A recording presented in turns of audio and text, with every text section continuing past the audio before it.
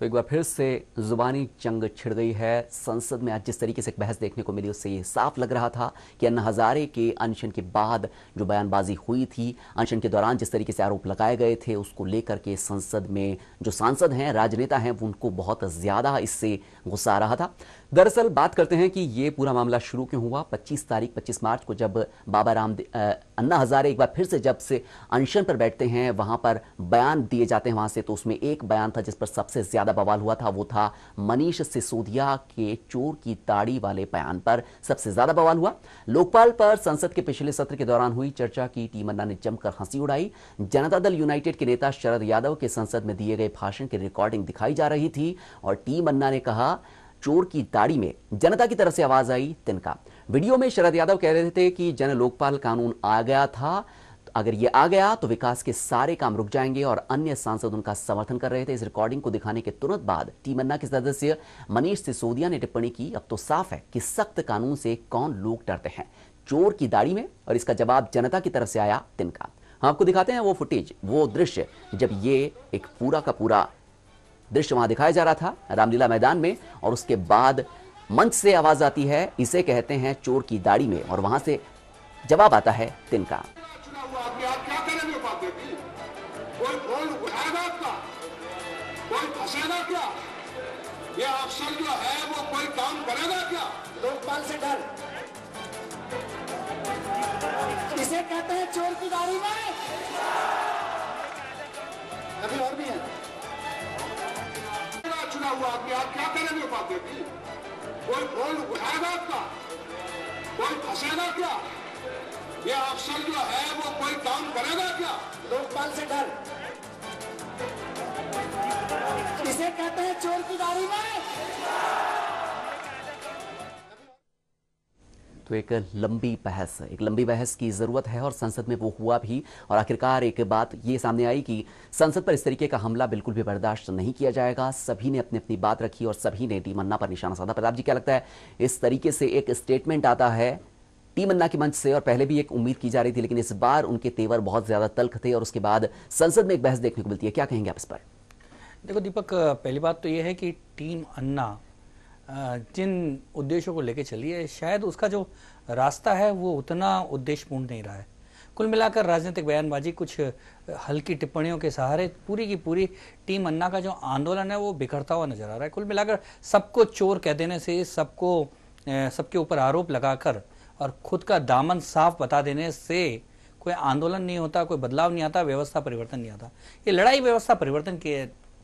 शरद यादव कुछ भी कहें, लेकिन वास्तविकता ये है कि कानून बनाने से कुछ नहीं होगा। कानून तो तमाम अभी भी हैं। सुब्रमण्यम स्वामी खुद कहते हैं कि अभी जितने कानून हैं उनसे ही भ्रष्टाचार रोका जा सकता है। कुल मिलाकर कानूनों की संख्या भी काफ़ी है। कानून से नहीं बदलेगा ये समाज बदलेगा।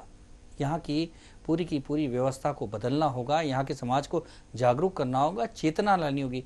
और जिस तरह का मनीष सिसोदिया, कभी अरविंद केजरीवाल और टीम अन्ना के बाकी लोग जिस तरह से अपने आप को साहूकार बताने के लिए, अपने आप को ईमानदार जताने के लिए दूसरों के ऊपर आरोप लगा रहे हैं, और उन लोगों को आरोप लगा रहे हैं जो वर्षों से, दशकों से जमीनी राजनीति करके और देश की शासन व्यवस्था को संभाले हुए, ऐसे लोगों पर सीधे सीधे चोर कह देना, सीधे सीधे आरोप लगा देना निश्चित तौर पे ठीक नहीं है। व्यवस्था बदलनी जरूरी है। व्यवस्था में बदलने के लिए टीम अन्ना को अपना बड़ा दायरा करना होगा, बड़ा सोच रखना होगा, लोगों को शामिल करना होगा।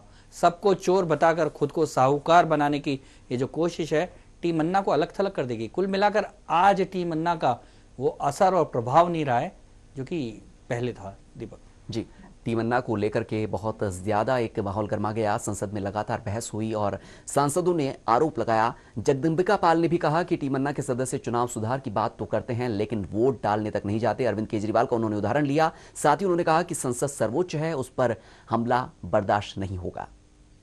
आज वो बात पूरी संपूर्ण इस विधायिका के इस सर्वोच्च सदन की मर्यादा के साथ है, और न केवल इस संपूर्ण या इस सर्वोच्च सदन की उस मर्यादा का प्रश्न है, इस सदन की प्रोसीडिंग जो आप तय करती हैं कि ये सदन की प्रोसीडिंग कैसे चलेगी, कौन सा विषय स्वीकार किया जाएगा, कौन सा विषय नहीं स्वीकार होगा, और चाहे सत्ता पक्ष के बैठे लोग हों चाहे विपक्ष के लोग हों, जो एजेंडा आप स्वीकार करती हैं उसी एजेंडे पे आपकी अनुमति से यह सदन चलता है। अगर आज उस कार्रवाई पे भी प्रहार किया जाए तो मैं समझता हूं दुनिया के शायद किसी मुल्क में अगर इस तरह का कोई जो उस लोकतांत्रिक प्रक्रिया के उस सर्वोच्च सदन के उस मंदिर पे जिस तरह से सिविल सोसाइटी के नाम पे एक लगातार प्रहार किया जा रहा है, मेरे जैसे सार्वजनिक जीवन के लोग इस नाते दुखी हैं और इसलिए इस मैं बात को कहना चाहता हूं।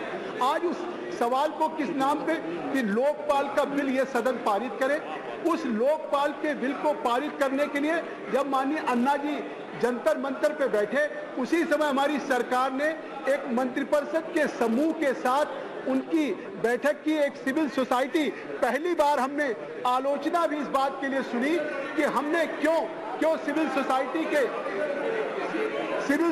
के 5 लोगों को आप समाप्त करिए।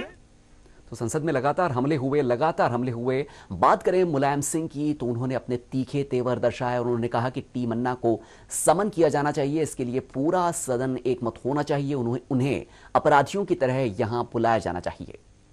ये आप पर जब छोड़ते हैं सदन पूरा, मैं भी सहमत हूँ, लेकिन इसमें कोई न कोई कार्रवाई किसी तरह की हो जिससे इस संस्था पर कोई हमला भाषण न कर सके। केवल एक बार प्रस्ताव पास करके नहीं छोड़ा जाए, बाकायदा यहाँ प्रिविलेज है, विशेषाधिकार समिति में दिया जाए, उनको बुलाया जाए और इसके सदन के अंदर उनको हाजिर किया जाए। ये निर्देश आपकी तरफ से जाना चाहिए और मैं चाहता हूं कि पूरा सदन इसमें एकमत होना चाहिए, पूरा सदन एकमत होना चाहिए। कौन दल है क्या है ये थोड़ा नहीं है, इसलिए आप बिल्कुल विशेषाधिकार समिति समझ करके और इसको तत्काल यहाँ पर बुलाइए। इसी सदन के अंदर ऐसे लोगों ने जो संस्था पर हमला किया है उनको यहाँ खड़े होकर के मूल्य बना करके खड़े होकर के बुलाना चाहिए और ऐसा बुलाया गया है। उत्तर प्रदेश की विधानसभा में बुलाए गए हैं, उत्तर प्रदेश की विधानसभा में बुलाए गए हैं। हम उधर विपक्ष के लीडर थे और उन्होंने आकर के अपना बयान दिया खड़े होकर के, फिर सदन ने फैसला जो किया वो माना गया। इसे उनको बुलाइए, यहाँ सदन के अंदर खड़ा करिए मुल्जिम की तरह से। तो प्रताप जी क्या कहेंगे आप? शरद यादव पूरी तरह से आग उगल रहे थे, उनका कुछ बातें उन्होंने ऐसी कही कि जो सभी के सभी सांसद हैं सब पर आरोप लगाना गलत है, कुछ सांसद बहुत ज्यादा ईमानदार भी हैं। उसके बाद दूसरे जो सांसद थे मुलायम सिंह तो ये तक कहते हैं कि उन्हें एक मुलजिम की तरह यहाँ बुलाया जाना चाहिए, उनसे सफाई ली जानी चाहिए।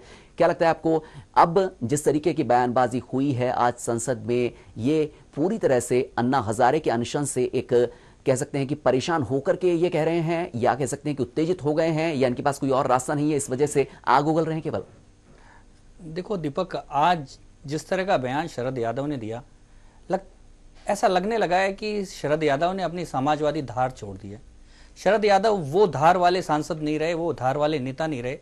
जिस तरह की बातें वो असमंजस वाली स्थिति की बातें कर रहे थे तो उससे साफ तौर पे जाहिर था कि उनके मन में स्पष्ट नहीं है कि आखिर में क्या कहा जाए।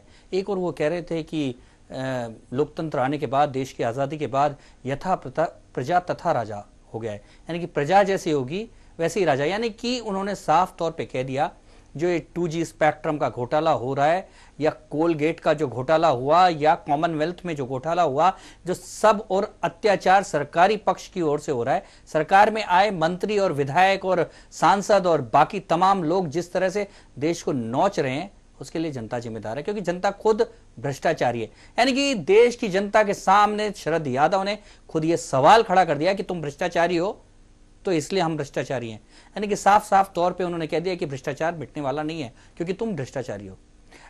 शरद यादव जैसे नेता से, जो कि समाजवादी नेता हैं, जो कि बदलाव की बातें करते हैं, अपने आप को लोहिया का अनुयायी मानते हैं, जिन्होंने लोहिया ने ये कहा कि जिंदा कौमें इंतजार नहीं करती हैं 5 साल का और वो बदलाव ले आती हैं, ऐसे आदमी जो समाज में बदलाव की बात करते हैं, व्यवस्था में परिवर्तन की बात करते हैं, आज ही इस व्यवस्था को बचाने के लिए उल्टी तरह की तकरीर करने लगे, तो ये एक समझ में आने वाली बात नहीं है।